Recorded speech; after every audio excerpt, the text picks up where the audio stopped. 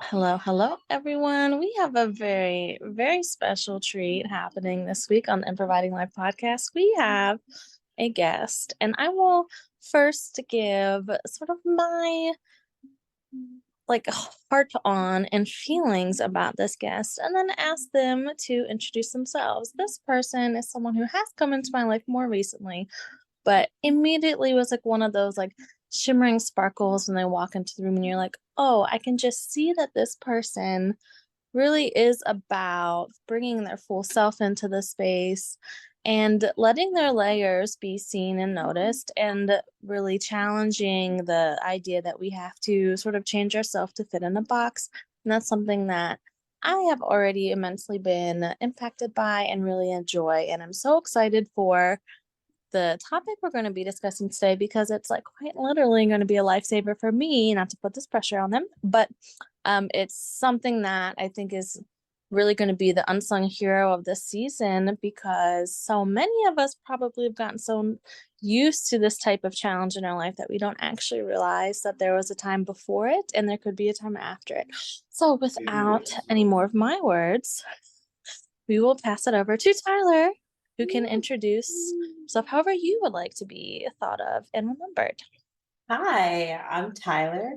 I am the founder of Spinally Free. I'm a fitness coach, movement artist, actor, and I am so happy to be here with you, Laura. Yeah, I think we connected pretty quickly. Um, so I appreciate you inviting me on your podcast. Oh, so happy. It's like mutual and yay. And might I say you are glowing and your yellow, perhaps slightly orange, because I don't know what the Like color a is happening on here. Yeah, goldenrod yellow. goldenrod. Yeah, shirt here. Just want to like bring everybody into the ambiance of the space. Um, and so if you did not know this, I will share that I use a random word generator and a random number generator before every episode to just add to the improv magic happening here. So the word that came up with the random word generator was confine. Hmm. And I felt that tension as soon as I saw it. I was like, ooh, do I want to like have that word that's like not fun or cute? And I was like, no, it absolutely makes sense for what we're going to be speaking about.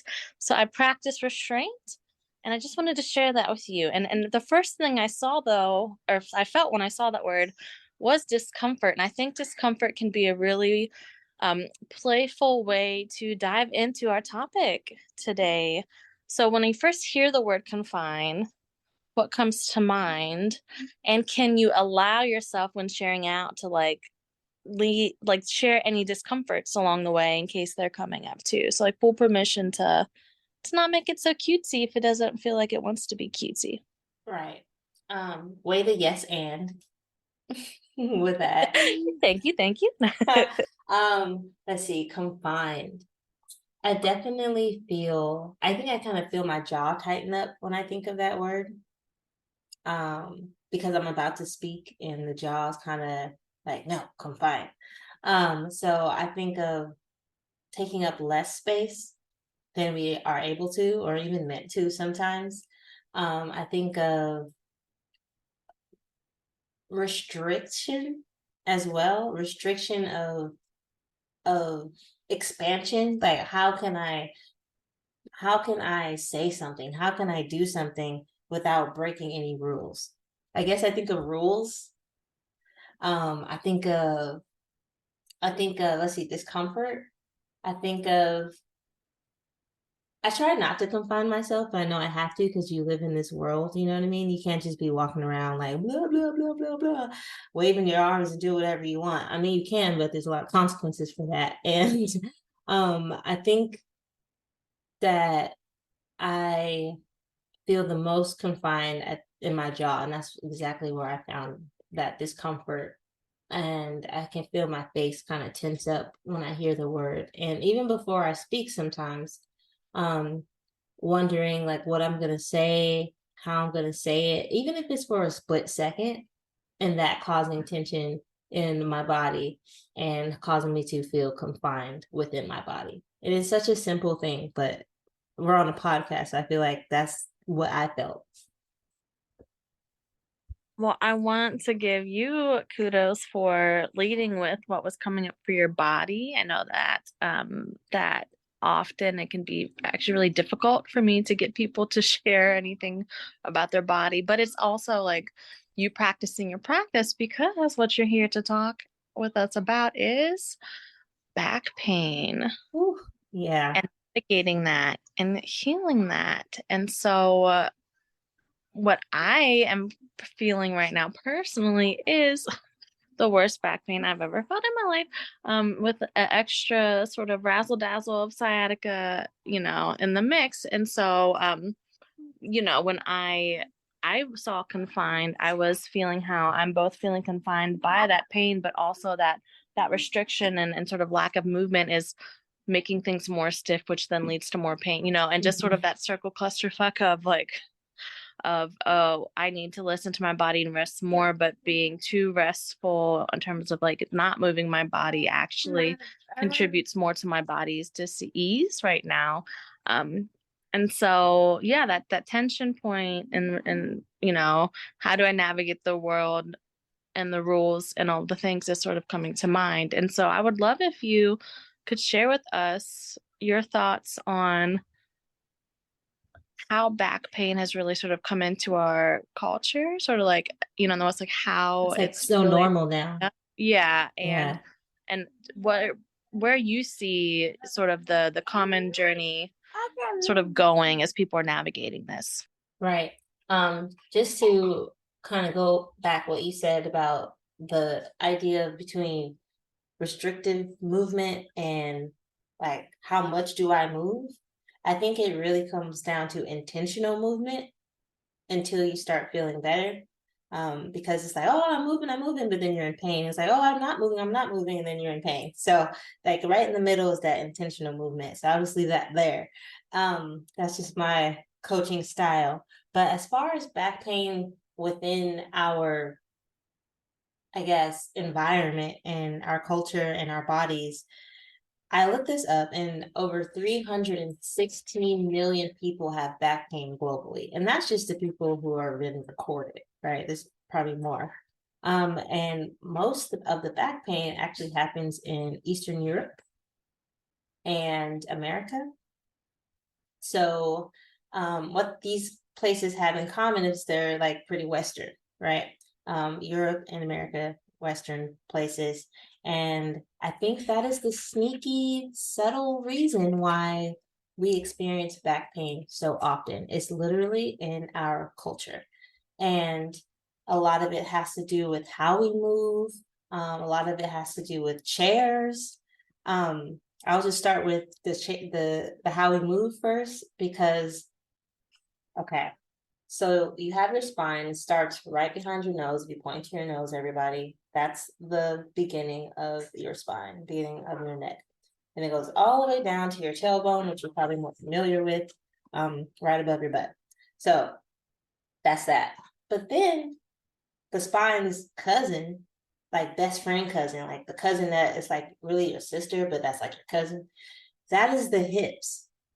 The hips are supposed to do most of the movement. Like every single movement we do comes from the hips. I mean, maybe if you move your finger, not so much, I don't know. But everything is so connected that way. So what I find in my clients, and when I just like watch people, I need to stop watching people as much. Their You're hips. being your best social scientist self. Sometimes you Oh my gotta, gosh, I yeah. be trying not to. I'm like, okay. The hips are not moving enough. So when the hips aren't moving enough, the back will start taking over. The back is like that coworker that wants to do everything that nobody asked it to do. And so then you have this back pain, especially when you walk, when you sit, when you stand, because your hips aren't mobile. They probably are mobile enough. I don't want to say they're not mobile enough, but you don't even know how much you need to move them. And this comes from Western culture, because I mean, at one point, the Europeans came to Africa and they saw these people moving and gyrating their hips, and they're like, oh no, no, no, no, none of that's evil, and now it's demonized, like it's sexualized, it's demonized, it's almost taboo. So that I think creates tension within our movement. Like, oh, if I move my hips, people are going to look at me. I've had clients tell me that, like, oh, like it's scary to move your hips. It's literally mentally scary to move your hips. And I think that is going to stop us from expressing ourselves, one, but also using our hips so that our back is not hurting. I'm going to go on a very small, short soapbox and just overtly say that white supremacy culture is causing our back pain. And and I appreciate you going there because it again it is it's the taking away of what is a natural way of connecting and listening to your body and on top putting on top of it this very like plastered idea of properness and it's all making us all sad and painful. But please do, touch on that point then too of if it's very taboo to move your hips, is there something that you believe that's sort of like a way that we can move our bodies, our hips, our backs, like is there a certain move or practice that is perhaps equally taboo that actually might be something that really helps us in the long run reclaim our back mobility, health, whatever words are your words? So instead of going technical with like body parts and anatomy and biology, I'm going to tell a story, quick story. So growing up, you go to church, like, and you're like 7, you're playing and walking and doing things. And then these church ladies will stop you and tell you, hey, stop switching your hips. If there's any like African American people listening to this podcast right now, you know exactly what I'm talking about. Like, stop switching your hips. You being fast, and you're like 7. You're like switching my hips. That's literally how I walk. So switching your hips is like when your hips are moving when you walk. But like that's how you're supposed to walk. So you being told that over and over again, stop switching your hips, you're gonna like walk really stiffly. So if these church ladies are telling you to stop doing that, especially in front of men and especially in front of white people, that's what they say. Don't be doing that outside in front of these men, in front of these white people. And you get taught that. So now you are stiff. So imagine if other people's cultures are like that too. Their mom and dad and whatever walk like that. So they walk like that. This, you don't even know how to move. Like babies, like your baby.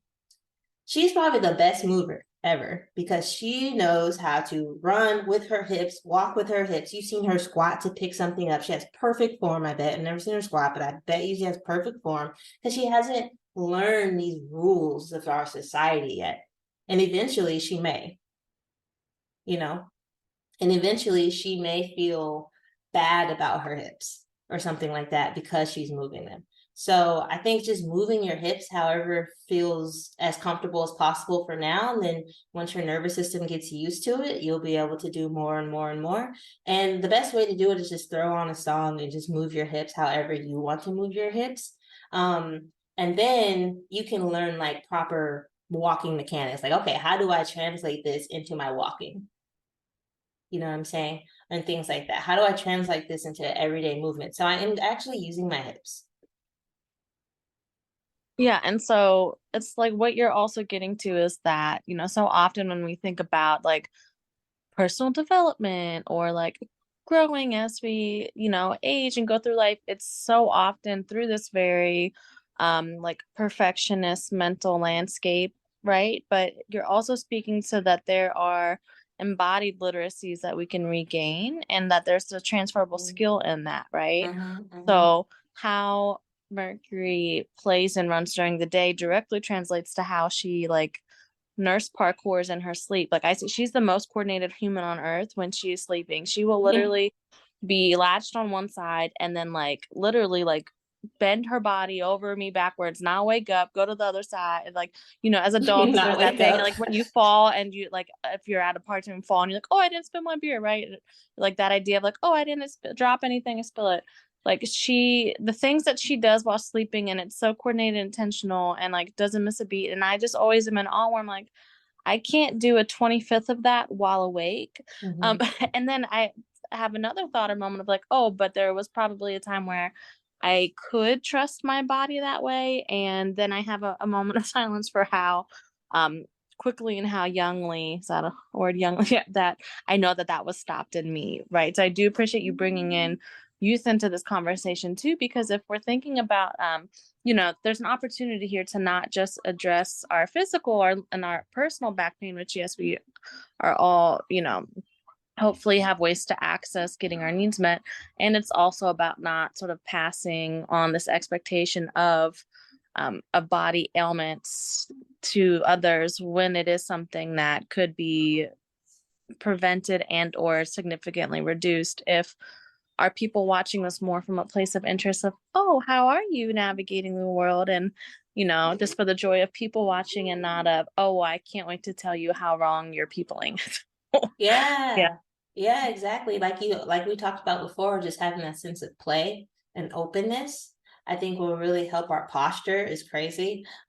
So I think finding ways to even breathing, like I wasn't going to talk about breathing today, like that wasn't my plan, but it is here it is. But even breathing, like we restrict our breath because we feel restricted. That goes back to that word confine, right? We're confining ourselves so much. And again, the back will take over. If you are not breathing efficiently, the neck, the rest of the back will take over and try to do it for you, and then you have more back pain. And I think finding what's hard to pinpoint is center of gravity. So like finding your center, and you hear like a lot of like, I don't like a woo-woo type of conversations, for lack of better terms, talking about like feeling centered and feeling balanced and things like that, right?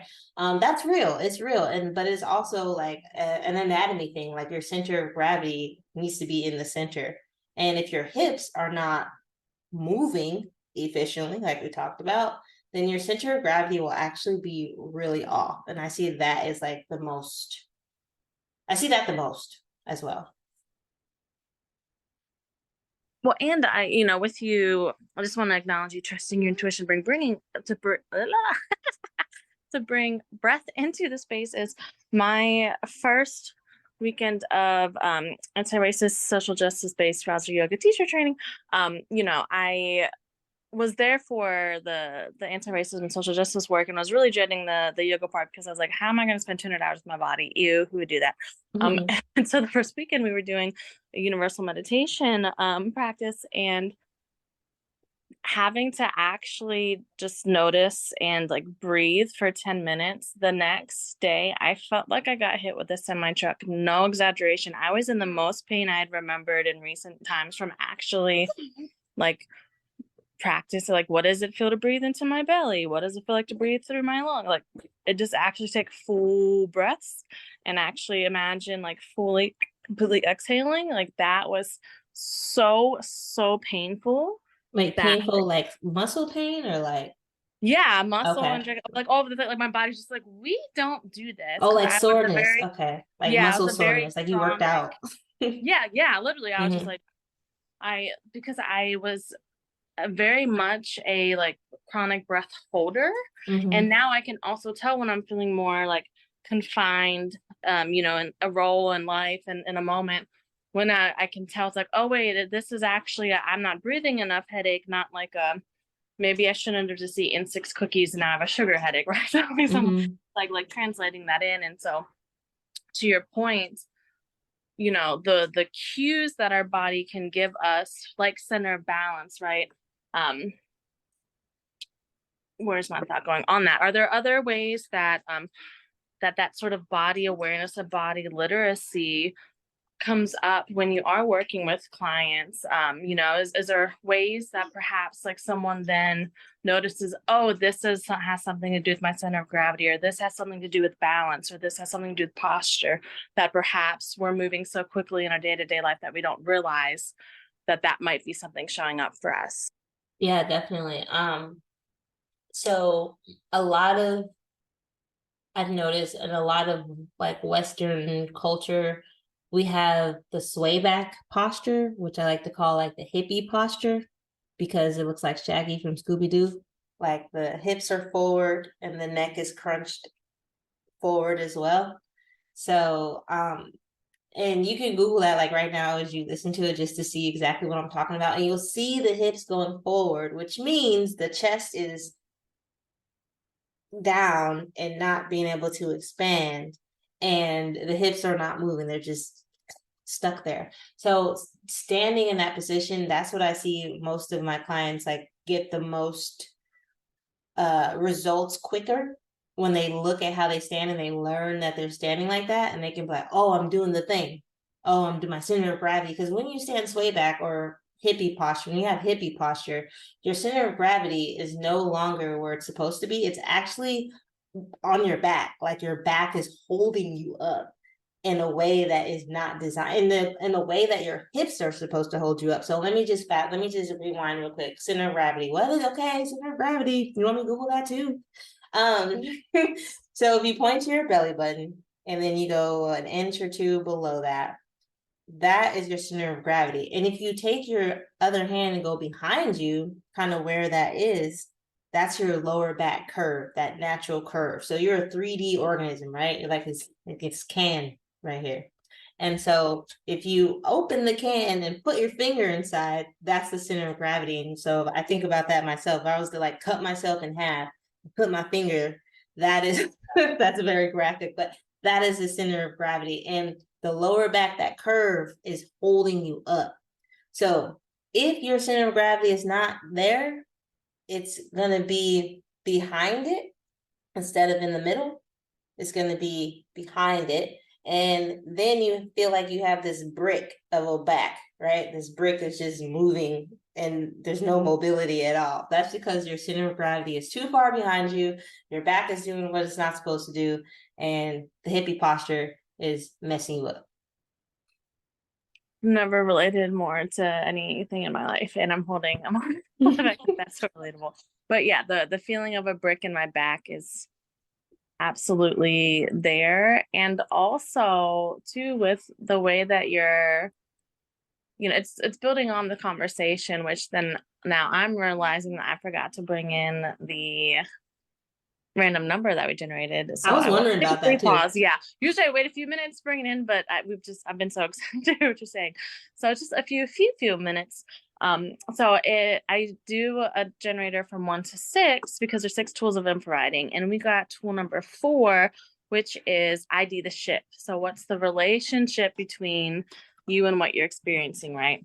Mm-hmm. And so now thinking about, talking, this idea of center of gravity and where, how you're really, I'm feeling this way that you've been building upon what you shared earlier about, like how if our back is that coworker that will do the most when we just need them to do the mediumest, right? Yeah. And it's almost like with having that brick there and that sway back posture, we're not even giving our hips the chance to do what they need to do.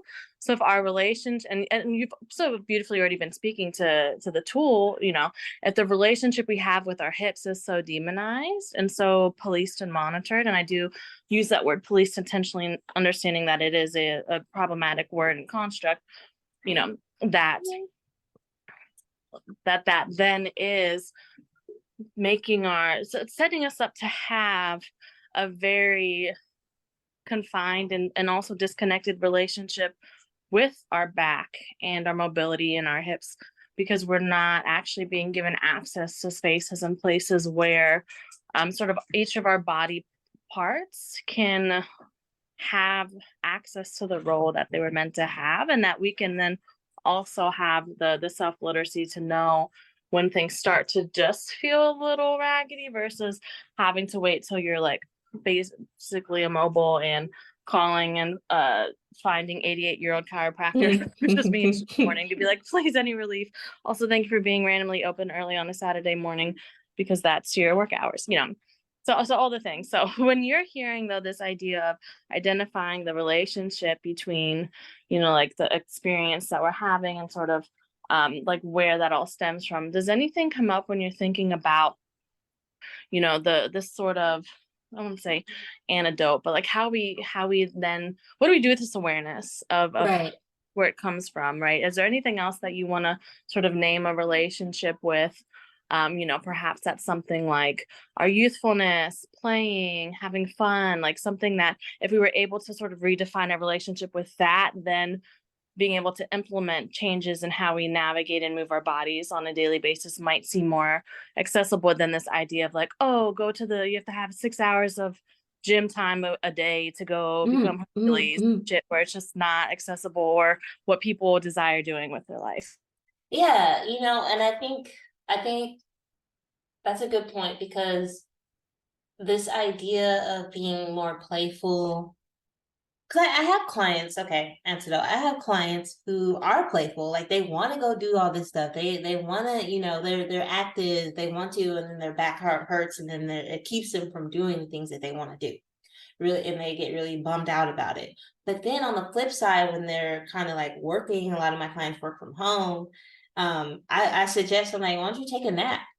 Sometimes, like, you know what I mean, like, just it's okay to take a nap, like just conversation, just like random client conversation.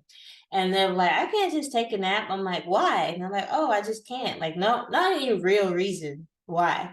And so yes, they're active and they like quote unquote play, but their mindset is not playful. Like they're telling themselves like they cannot take a 15-minute nap, even though they want to, because of like no good reason at all. I can see if you like got all the stuff to do, you got meeting, like you can't, but you can. You work from home. Who's Shit, going to so it's watch like you? Who's going to their stop you? internalized confinement from outside society is then now confining themselves and not actually allowing the room to be mentally playful too. I will Yeah, also self-identify that now. Like as you share it that way, I'm like, oh, okay, I can see that in me too. Of the moments where I feel this tension, right, of my body and my spirit being like, yeah, we actually like want to play and do shit, and then I'm like, oh, why is that happening? And then it's just like, oh, because your brain is like, oh, stare at that wrapper that shouldn't be on the corner of the table for 35 minutes and get hyperfixated on it and not just like playfully go pick it up and get on with your life. So yeah, because your body and your brain will compensate for things, just like how your back compensates for certain things. I think our brains do the same thing. So we start daydreaming, we start, staring at a wall, we start scrolling on Instagram, we start doing these things that our body is telling us, like, hey, go be creative, go do this, go do that. And I mean, I go through it too, right? Like just being someone who's in business, like I'm like, oh, I have these things to do. It takes an essence of discipline for adults to play. It's a practice, and I think I've heard you say that before too. It's definitely like a practice that I believe in, just as much as yoga, just as much as working out, just as much as meditation, whatever. Play needs to be a practice and a discipline to adjust your mindset. And I think when you do that, one, you allow yourself to breathe. Two, there's been these conversations going around, right, about how emotions live in the body. I don't think that's an odd thing for someone to hear at this moment. Um, when you release certain things, your body will relax and the tension goes away. So, for example, I used to be a really tense person. I probably still am a tense person, which is why I'd like to help other people not be tense people. Um, and I was when was this? I played a really hard role in a play, and it took me. And before this, I didn't see myself as like the angry Black woman, that trope that you hear about. I didn't. I was like, no, I'm not. No, I'm not. No, no, I'm not. And after this play, it showed me that actually I do know what that feels like to be this angry Black woman, but I still denied it. I was like, no, no, no, no, no. Ain't got time for that. Nope. In denial. And one time I was in my car and I was just like, you know what? I am an angry Black woman. And my traps, my upper traps where my neck is, just released.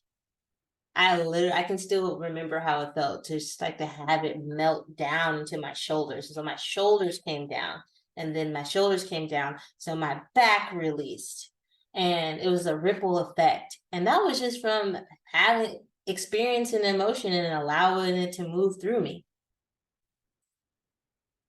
Thank you for sharing and acknowledging the vulnerability in that too, right? Because I imagine that when you're feeling that obvious to you, right, like that noticeable and identifiable of a shift too, that also then opens up more potential for the emotions and the energetic sort of layers that were causing and leading up to that tension to be happening too. So I just want to thank you for sharing that and acknowledging too that that tension wasn't there for nothing, right?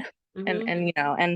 and that as it comes and goes throughout life too, that there's valid reasons for why it's there.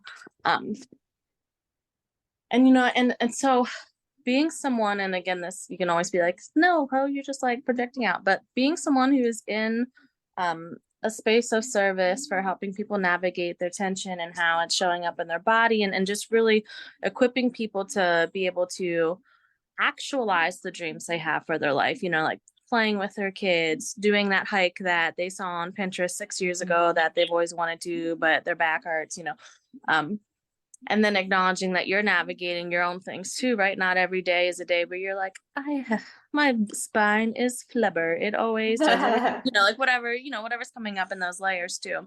Are there any ways, like certain practices that you lean onto the most, or is it you love having fun and play? Or like, is there anything that if you were like, would feel so jazzed if someone was listening to this and let you know, hey, I did that thing that you mentioned? Like, what would some of those things be, if there are any?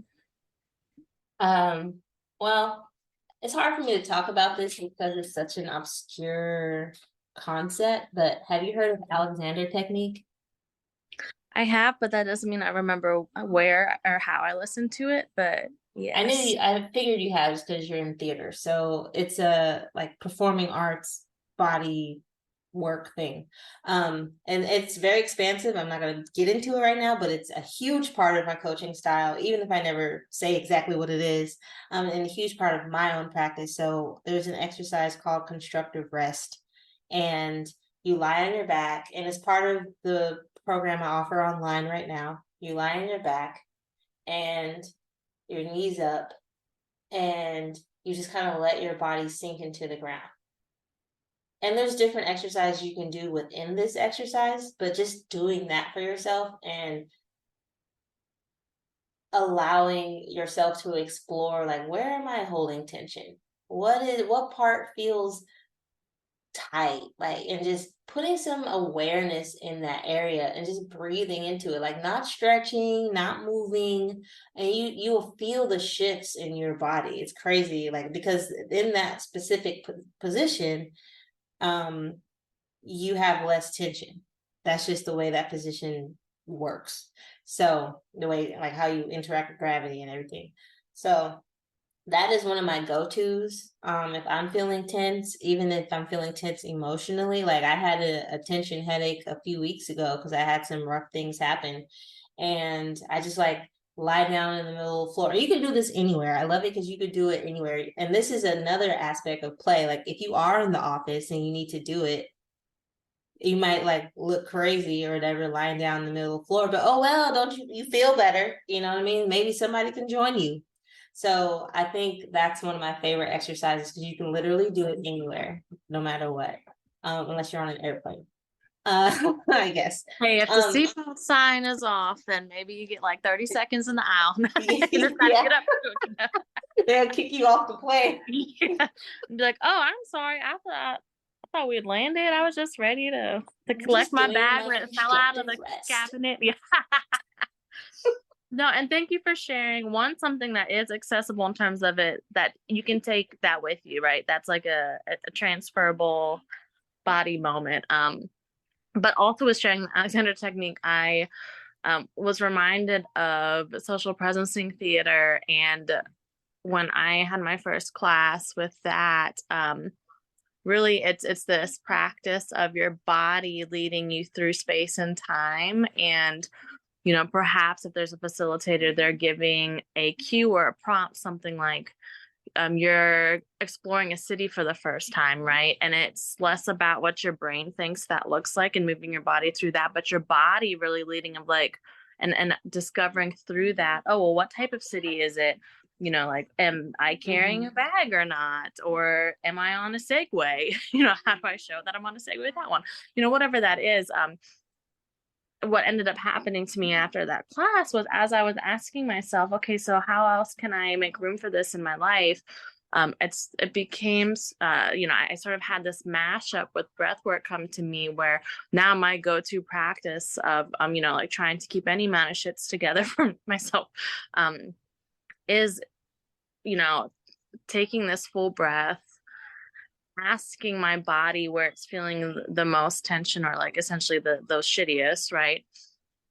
Noticing that, and then on the next breath asking where in my body is it the lightest, do I have the most capacity, and then with each breath asking that place that has capacity to send some energy or assistance to the other place, and feeling that tension melt away, feeling all of that shift, and then allowing this internal and then it's like my brain is offline, like there's few prompts to get it started, but then just allowing, it's like this whole like bodily network of saying like, oh, okay, here's this shift, oh, okay, I can take some of this, right? And allowing what already exists as an internal ecosystem exist and have space to. And so I was just really reminded of that.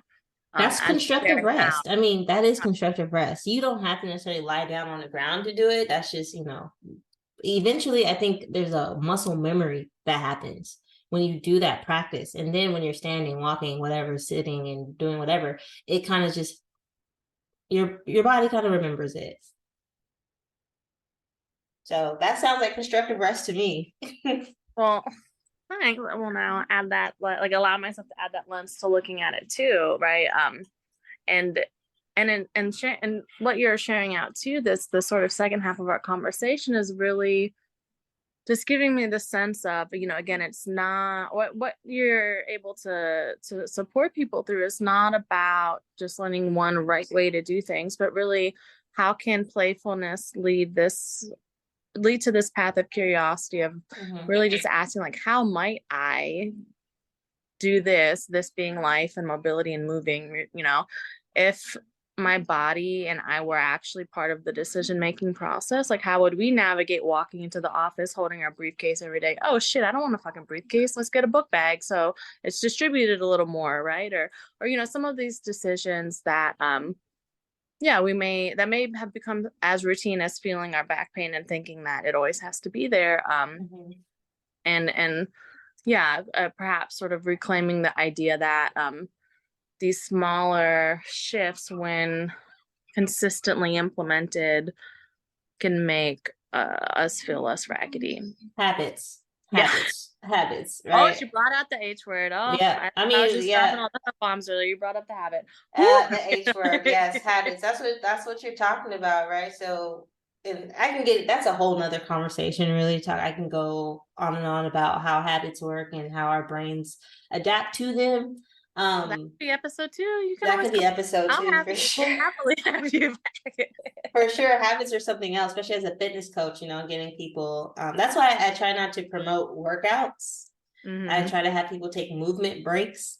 You know, maybe that's an hour, maybe it's 5 minutes. You know, whatever. But yeah. So movement breaks, I think, is one way to break up the sitting or the standing for a long period of time. Like you mentioned that's something you and your daughter like to do, is like have little movement sessions, and that's a habit that will definitely help your pain, like move in the way that you feel comfortable enough to move. It doesn't have to be difficult every time you intentionally move your body. It doesn't have to be like a huge effort, I don't think. That was the exact line that there's always one line with every guest where it's just like, for me, and that's it. And that was my version that I mentioned earlier about, you know, even starting a teacher and be like 200 hours on body. Oh fuck, because I had been taught and have learned over life that any intentional time with my body was going to be really exertion based. Like it had to be about like either fixing something or proving something or undoing all the things that were wrong with me, you know, like, and so the idea that my body, I could want to spend time with my body, who knew that spending time with my body didn't have to be like getting teeth pulled. and that it actually could facilitate moments that do make life more livable, like would not have been like I would have failed that quiz a few years ago. So I just really appreciate you sharing it in that way, because that's that reminder that I need too, is that if one of my life goals is to be able to feel like I'm quote living out loud, right? And like experiencing what life is happening, staying sort of online with myself, right? And not feeling like disconnection and avoiding things is the only option, then Mhm. taking those movement breaks is a really accessible way to be navigating that. So thank you Yeah. for that. My pleasure. I'm so happy that helped. My little fitness coach heart is very Oh full from. yeah, I feel like this has been a session in so many ways for me. So send me your invoice, right? And on that note though, of being able to support other people, I would really love to intentionally invite you into like sharing more about your world in that lens. How are you supporting people? How can they connect with you? What would you really love to share out with us, right? And again, thank you for all the sharing you've already done, but really yeah, wanting to allow you the space and time to have sort of the drawbridge thing of like, oh, here's how you can't. So like I won't be giving my full home address, and I don't want you to send me, muffins, but here's how you can access me. Like, it's that time in our Yeah, episode. no, my fiance would be really mad at me if I gave him our Yeah. address. Yes, yeah. No. This They'd be example like, of what we Ty, don't need why'd you do that? to do. Yeah. So yes, you can definitely work with me, and I have. So let me just go back to the Western thing real quick. So I have something for y'all because we sit so much, and I'm not going to tell you not to sit. I'm not going to tell you how long to sit, because sitting is sitting. I'm sitting right now, and the chair wasn't always there, but it will be here forever. The chair was a thing that aristocrats, wow, I watched too much Disney. No, Aristocrats, we're gonna go with Aristocats because that visual is great. But continue, I'm here with it. aristocrats Let's used, write that number and we'll perform it on the next episode. Okay. yeah, Back to you. aristocrats used to to I don't know why they use chairs, but I guess to be comfortable, to not sit on the ground and not get dirty. But that was rich people thing. And so it became, now it's a staple all over the world, right? So chairs wasn't always here, and our body I don't think has adapted or evolved to even incorporate chairs in our everyday life. But there is a special way that you can sit. And when you sit, I say special way because that's what my clients call it. It's really the right way to sit properly, efficiently, and not only reduce your back pain while you sit or just going further, but it is can be seen as an exercise. You can actually strengthen your back, mobilize your hips while you sit. So you don't have to pop a bunch of Advil or see your 88-year-old chiropractor every week in order to be or feel functional. So I would invite y'all to click the link and download this training I have, How to Sit Without Back Pain. It's really accessible. It's not super long. It's a couple videos of just showing you exactly how to sit functionally. Like it's kind of, it's a little technical, but understandable, so that you're not sitting on your tailbone and your tailbone is sitting above the seat. And that way your back, so your back has certain muscles in it that actually cannot be strengthened without having this like perfect posture almost. So in order to strengthen those muscles, you need to have this posture. So this sitting will give you that posture to strengthen these specific muscles in your back. So it's like the have your cake and eat it too of sitting and back muscle building and aristocrating. I'm kidding. No. Yeah. Well, one, I am so excited. So I will not only be downloading this myself and totally doing it and then like sharing it back out with everyone. But I just my no random facts. I call it Lori Jeopardy. The things I remember, which are usually never helpful except for random moments like this. I actually remember learning in middle school, which means we can question it because that was early 2000s in public education. Who knows who was writing those textbooks, right? Just want that disclaimer, but that the invention of the chair and the idea of aristocrats using them was actually to make them seem higher and closer to God. To then reinforce their authority, because of course I would be higher up than peasant folk, right? And that, so it was like short comfort came with, and that's where like how they sort of dressed the chair became more sophisticated and very expensive linens and jewels and all the things, right? But the intentional first thought was, oh, well, if I'm above you, then it reinforces the rules in play. The confinement, look at that, full circle back over. It's not even practical then. So chairs aren't even practical. Yeah. I thought it was like a practical thing. Way to be more pettily dehumanizing. And yes, so well, we gotta learn how to sit in them, I guess. So we're not going to say go burn your chairs, right? Because again, there's a time and a place and all the things. White supremacy. Yeah, and also give your chairs the side eye sometimes, perhaps, as a takeaway. Yeah, sit on the floor, sit on a stability ball. Like if sitting on the floor is hard, we could work on that. So that you don't necessarily need to depend on the chair. Like the chair can just be an option. I wish y'all could see what kind of chair I'm sitting on right now. It's like a little tiny fold kind of chair, but I can't show you because it's the podcast.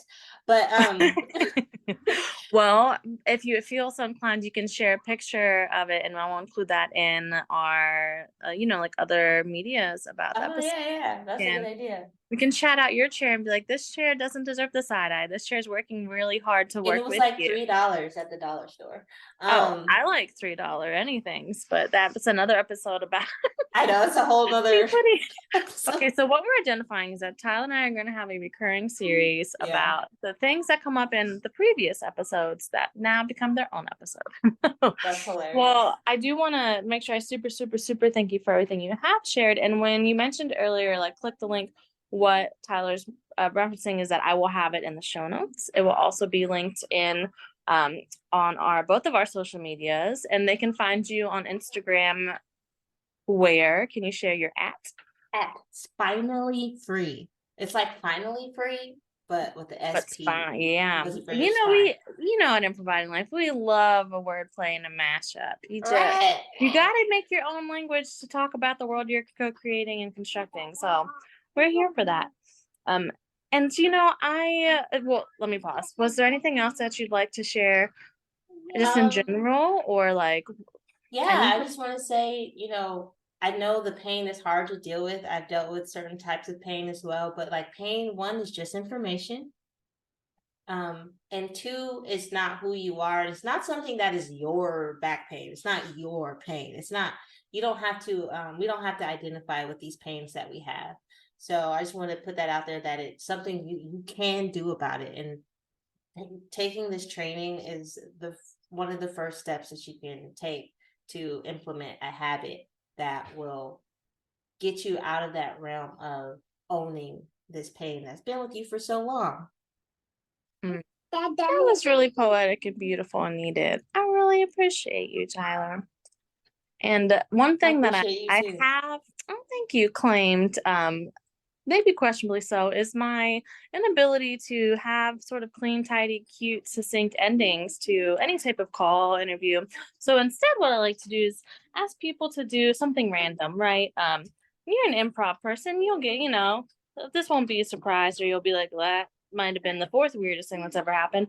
So you know what? Now I'm thinking about that chair you were talking about, this cool mystery chair. I haven't even seen it yet, everybody. And so, for a moment, we're going to imagine that we're your chair, right? I have my mental image of what I think it is. You know what it is. And we're each just going to make a sound of like how your chair is going to feel when you get off of it. And then when it sees you again the next time, and it's just like, oh, I'm so excited. Where have you been, right? Like, what do we think your chair's experience was of this episode? And we're just going to each make a sound. What does a chair sound like? I don't know. That's going to be how we end our time together. Okay, as we're providing. I like it. I think I got a little scene in my head. Great, good. I'm all yours. Okay, so I'm getting off the chair.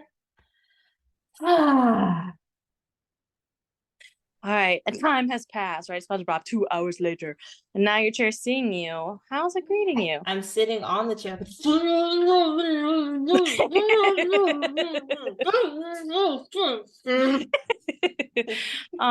I just really delight you humoring me. This is great. So what was coming up for me was when you got off and be like, wait, don't go. We weren't finished. This was such a good conversation, right? Because your chair was like, oh shit, I was brought into the space. I'm just so excited, right? So then for my 2 hours later, when he comes back, your chair is actually just medium light salty of like, you really like left without having this conversation. So instead of a sound, it's really giving you its own side eye of like, we might need to set some boundaries of how you come and go with me. So I just wanted to leave you with that thought that, your chair might be in the land of Toy Story somewhere where it might be slightly living where it's like, I actually wanted you in the space a little longer, Tyler. Geez. Not to put that on you, Oh, but just something to consider. Maybe that's true. I had to maybe went your the chair other wants way. to be My chair braced. was like happy to get some alone time. um, and the thing is we may not ever know. Your chair might just be like, both of y'all are It just wrong. made a noise just now, actually. I just leaned back and like, Yeah, I was like, can you not speak for me? So yeah. here we go. That's what we're learning. Our relationship with our chairs can evolve, and so can our relationship with our back and our hips. Hey, So it has been the truest delight, Tyler. I so appreciate you. And as always, have a razzle dazzle day. And if that's not accessible, you can put an F on front and have a frazzle dazzle day. See you next time. bye.